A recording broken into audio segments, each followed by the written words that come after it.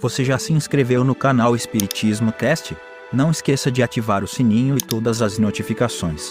Assim te informaremos quando houver novos vídeos. E ajude a manter este trabalho voluntário, clicando em Seja Membro. Com isso você nos ajuda a produzir mais conteúdo sobre nossa rica doutrina, com a melhor qualidade técnica possível. E não se esqueça de clicar no like e compartilhar com seus amigos. Gratidão pela sua presença.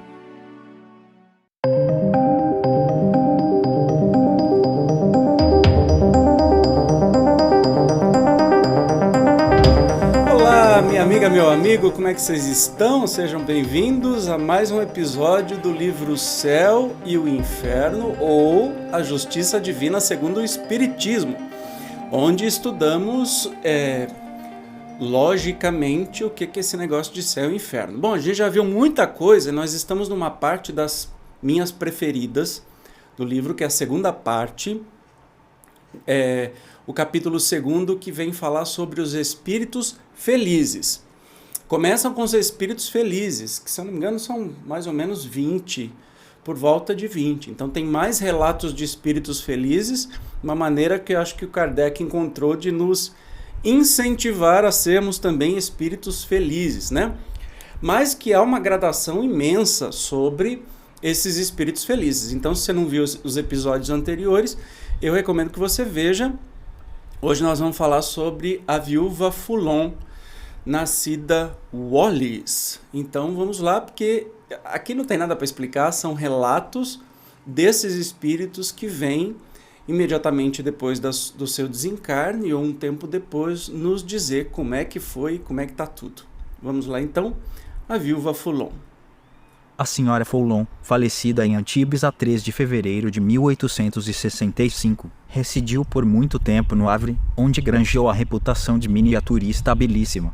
De notável talento, aproveitou-o primeiro como simples amadora, mas, quando lhe sobrevieram necessidades, fez da sua arte proveitosa fonte de receita, o que a tornava admirada e estimada, conquistando-lhe depois, da parte dos que a conheceram, uma recordação memorável. Era sobretudo a amenidade do caráter, as qualidades pessoais, que só os íntimos podiam conhecer em toda a sua extensão.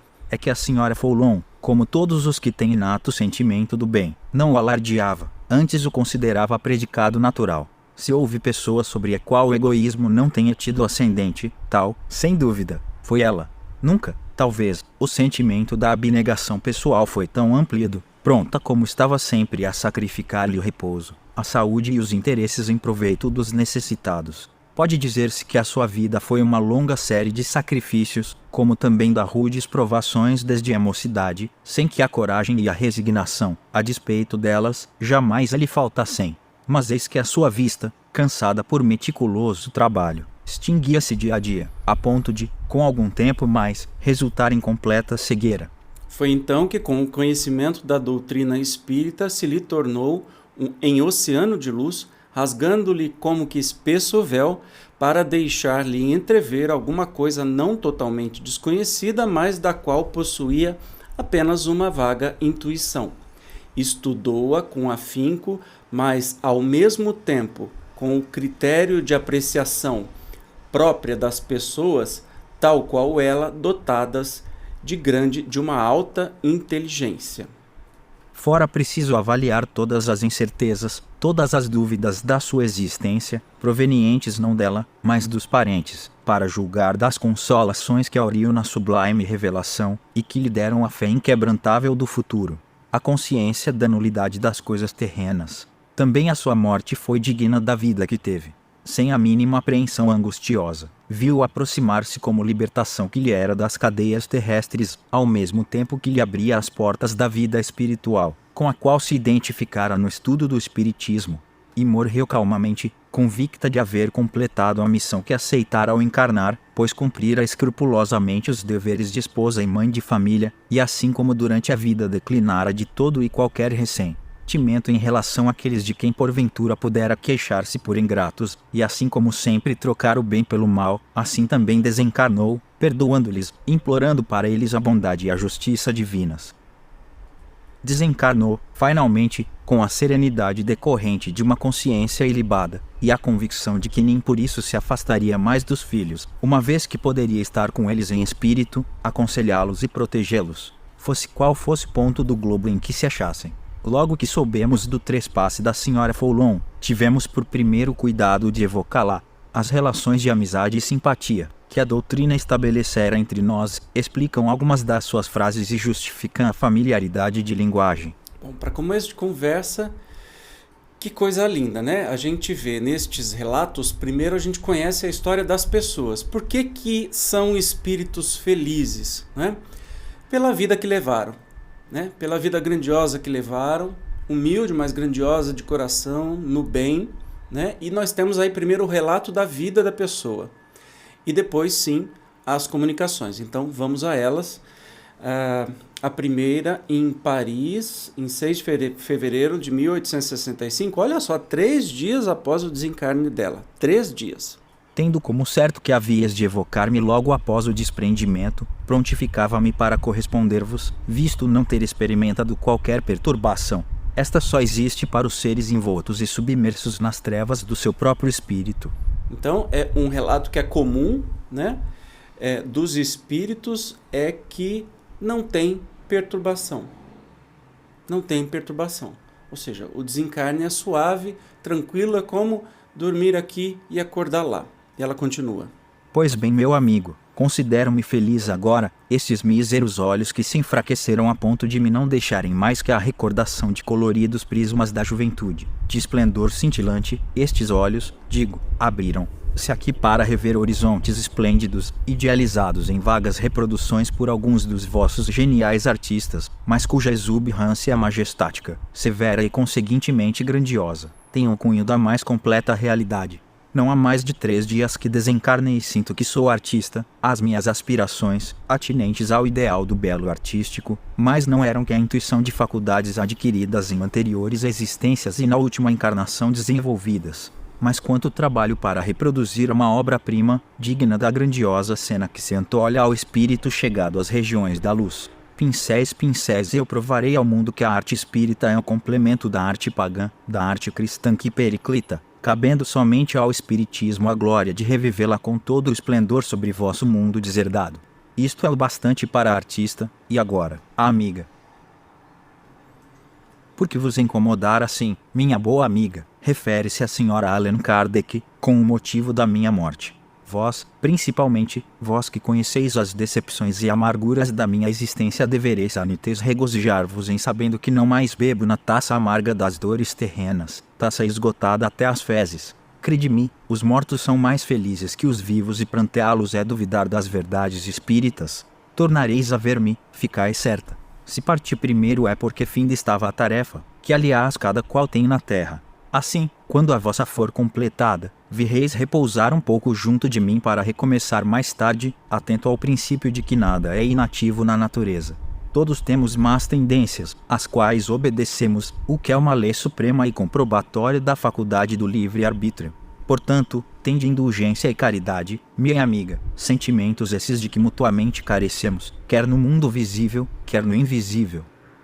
Com tal divisa, tudo vai bem. Não me direis para cessar de falar. Sabei, contudo, que, para a primeira vez, bem longa já vai a conversação, motivo pelo qual vos deixo, para dar a vez ao meu excelente amigo Sr. Kardec. Olha que lindo, ela era amiga da senhora Kardec, né? Da Mélie, e direcionou uma parte do seu relato aí para dizer assim, olha, não sinta a minha falta, eu estou aqui, está tudo certo. Quando chegar a sua hora, venha descansar um pouco entre as encarnações juntos, né? Olha, 3 dias depois do desencarne, ou seja, ela estava simplesmente tudo muito nítido, muito claro, zero perturbação. Quero agradecer-lhe as palavras afetuosas que houve por bem dirigir à amiga que no túmulo procedeu, visto como escapamos de partir juntos para o mundo que me encontro. Alusão à enfermidade de que falara o Dr. Demore, que a gente estudou no capítulo anterior. Que diria então a companheira amantíssima da nossa existência se os bons espíritos não tivessem intervindo? Teria chorado e gemido, o que até certo ponto compreendo. É preciso, porém, que vele para que não mais vos exponhais a novo perigo. antes de ter concluído o trabalho da iniciação espírita, chegando antecipadamente entre nós, e qual Moisés, não vendo senão de longe a terra da promissão. É uma amiga que vos diz: acautelai-vos. Agora parto para junto dos meus queridos filhos, depois do que irei ver, além mar, se a minha ovelha viajou, aportou a terra ou permanece à mercê das tempestades. Refere-se a uma das filhas que residia na América. Oxalá protejam os bons espíritos, aos quais para o mesmo fim vou reunir-me. Voltarei a conversar convosco, pois não vos esqueçais de que sou uma conversadora infatigável. Até breve, bons e caros amigos, até logo. Que coisa mais linda. Isso foi a primeira comunicação dela, né?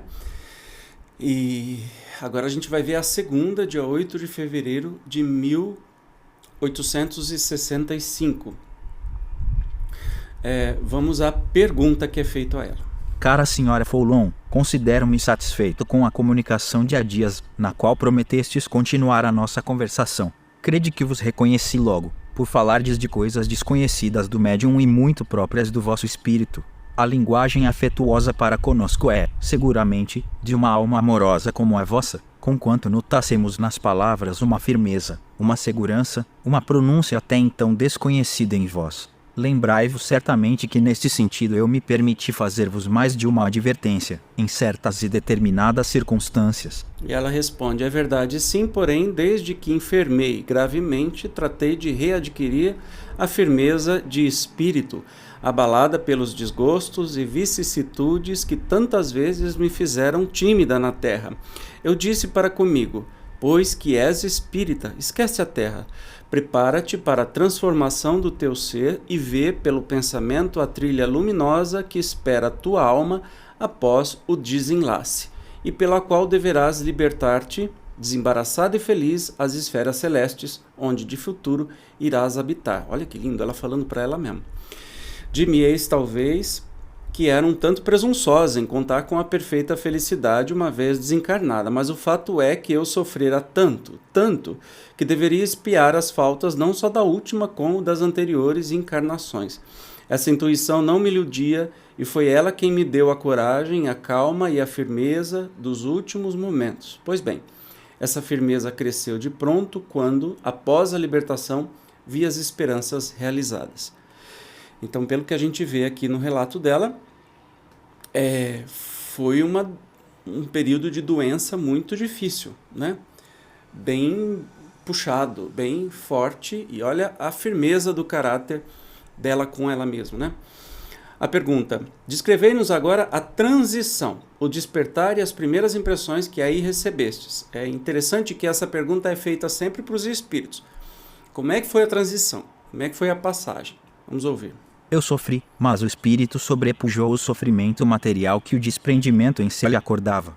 Depois do último alento, encontrei-me como quem desmaiou, sem consciência do meu estado, não pensando em coisa alguma, numa vaga sonolência que não era bem o sono do corpo nem o despertar da alma. Nesse estado fiquei longo tempo, e depois, como se saísse de prolongada síncope, lentamente despertei no meio de irmãos que não conhecia. Eles prodigalizavam-me cuidados e carícias, ao mesmo tempo que me mostravam no espaço um ponto algo semelhante a uma estrela, dizendo: é para ali que vais conosco, pois já não pertences mais à terra. Então, recordei-me, e, apoiada sobre eles, formando um grupo gracioso que se lança para as esferas desconhecidas, mas na certeza de aí achar a felicidade, subimos, à proporção que a estrela se engrandecia.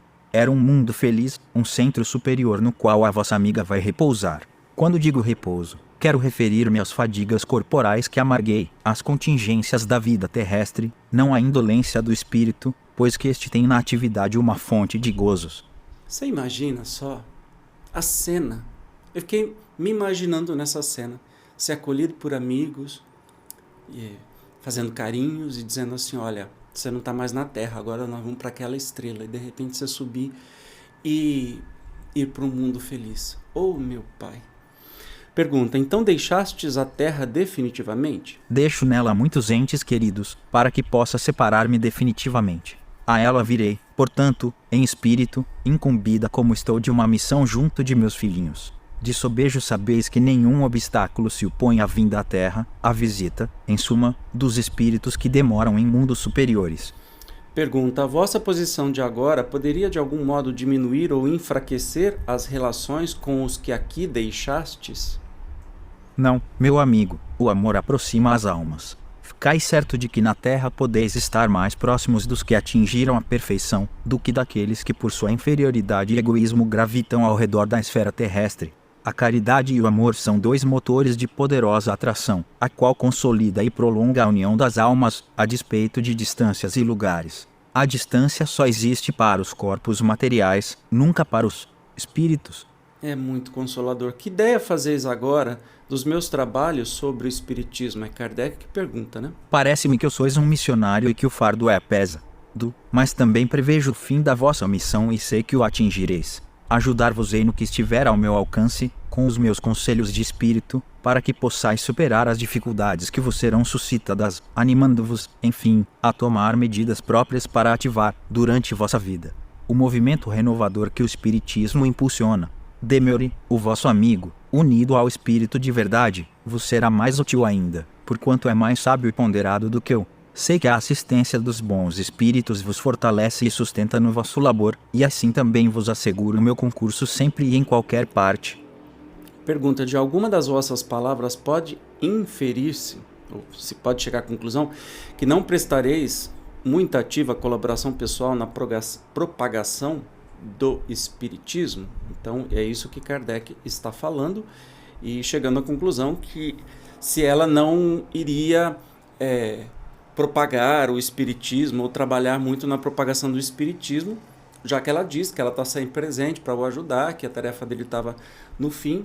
E a resposta dela: enganais-vos. O fato é que vejo tantos outros espíritos mais capazes do que eu de tratar deste assunto, aliás tão importante, que uma timidez invencível me impede de vos responder conforme desejais. Provavelmente assim acontecerá, e eu me animarei com denodo desde que melhor conheça esses espíritos. Há 4 dias apenas que deixei a Terraí, conseguintemente, ainda estou sob a influência deslumbradora de tudo que me cerca. Dar-se-á o caso de não me compreenderdes. Não encontro meios de exprimir as sensações novas que experimento. Esforço-me a todo o transe para fugir à fascinação que sobre o meu ser exercem as maravilhas por ele admiradas. A única coisa que posso fazer é adorar e render graças a Deus nas suas obras. Mas essa impressão se desvanecerá e os espíritos asseguram-me que dentro em breve estarei acostumada a todas estas magnificências, de modo a poder tratar com lucidez espiritual de todas as questões concernentes à renovação da terra. A tal circunstância deveis juntar mais a de ter uma família a consolar. Eu fico só imaginando, né? O que seria esse deslumbramento no mundo feliz, né? Que você demora tempo. Olha só, já o 4º dia que ela desencarnou, ela estava dando a 2ª comunicação. E continua: adeus e até breve, caro mestre. A vossa boa amiga ama-vos e amará sempre, visto como a vós exclusivamente deve a única consolação duradoura e verdadeira que teve na terra. Lindo. E tem uma outra comunicação, olha só. Foi destinada a seus filhos na data de 9 de fevereiro. Opa! Vamos ver aqui o que ela falou para os seus filhos. Meus amantíssimos filhos, Deus retirou-me de junto de vós, mas a recompensa que se dignou conceder-me é bem maior que o pouco que fiz na terra. Resignai-vos, queridos filhos, às vontades do Onipotente e tirai, de tudo quanto vos permitiu receberdes, a força para suportar as provações da vida. Tende firme no coração a crença que tanto me facilitou a passagem para este mundo. Depois da morte, Deus, tal como já o havia feito na terra, estendeu sobre mim o manto da sua misericórdia infinita. A ele deveis agradecer os benefícios de que vos cumula. Abençoai-o, meus filhos, bendizei-o sempre, a todo o instante. Não percais nunca de vista o que vos foi indicado, nem o caminho a trilhar. Meditai sobre a aplicação do tempo que Deus vos determinou na terra. Aí sereis felizes, meus queridos filhos, felizes uns pelos outros, desde que a união reine entre vós. Felizes ainda com vossos filhos, se os educardes nos mesmos sãos princípios que Deus permitiu vos fossem revelados. Não me podeis ver, é certo, mas convém que saibais que os elos que aí nos ligavam não se espedaçaram pela morte do corpo, visto como não era o invólucro, mas o espírito que nos unia. E assim é que me será possível, por bondade do Onipotente, guiar-vos, encorajar-vos nessa jornada, para de novo nos juntarmos, quando para vós ela estiver terminada. Caros filhos, cultivai carinhosamente esta crença sublime. A vós que atendes, belos dias vos aguardam. Está falando sobre o Espiritismo, né? Isso mesmo já vos disseram, porém a mim não estava fadado ver esses dias aí na terra. Será do alto, pois, que julgarei os belos tempos prometidos pelo Deus de bondade, de justiça e misericórdia. Não choreis, meus filhos. Possam essas comunicações fortalecer-vos na fé, no amor de Deus, esse Deus que tantos benefícios nos prodigalizou, que tantas e tantas vezes socorreu vossa mãe. Orai sempre, que a prece revigora. Confortai-vos com as prescrições por mim tão ardentemente seguidas, quando como voz encarnada. Voltarei, meus filhos, mas é preciso consolar a filha que de mim tanto precisa agora. Adeus, até breve. Eu vos suplico por vós, crede na bondade divina. Até sempre. E tem uma nota aqui de Kardec, grandinha até. Vamos ler, explicando aqui todo o restante, né? Eu estou difícil para selecionar hoje, eu estou meio cegueto. Mas tudo bem, quando a gente está chegando nos... Quer dizer, passou dos enta faz muito tempo, a gente fica meio cegueta mesmo.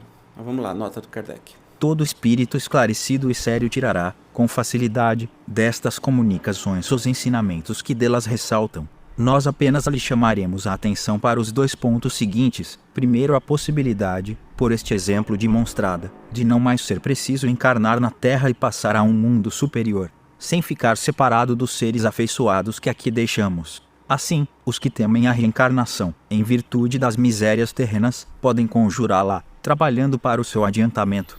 E assim procederá aquele que não quiser vegetar nas camadas inferiores, fazendo o possível por instruir-se, por trabalhar e graduar-se. O segundo ponto é a confirmação do fato de estarmos menos separados na morte do que na vida, dos seres que nesta nos foram caros. Retida pela enfermidade e pela idade numa pequena cidade do sul, a senhora Foulon apenas conservava junto de si apenas uma parte de sua família. Estando a maior parte dos filhos e dos amigos dispersos e afastados, obstáculos materiais impediam que os visse tantas vezes quantas porventura desejaria. Para alguns, a distância dificultava a própria correspondência. Apenas desencarnada, a senhora Foulon, célere, corre para perto de cada um, percorre distâncias sem fadiga, rápida qual a eletricidade, e os vê e assiste às suas reuniões íntimas, protege-os e pode, servindo-se da mediunidade, entreter-se com eles a todo instante, como se viva na terra fora. E dizer-se que há uma perspectiva tão consoladora, ainda há quem prefira a ideia de uma eterna separação. Não tem como dizer, né? Isso não é o céu? Você está perto daqueles que você ama, né? Teve uma vida tão produtiva que ela foi direto para o mundo feliz depois que desencarnou. Isso não significa que se separa das pessoas que ama. Muito pelo contrário, ela foi atrás de todos os filhos e se comunicou com todos os filhos mediunicamente. Tá vendo como que a ideia de céu, aquele céu chato, e que às vezes você se separa dos seus filhos, porque os filhos foram para o tal inferno, que céu que uma mãe teria separado eternamente dos seus filhos? Não faz nenhum sentido, né? O que faz sentido é isso.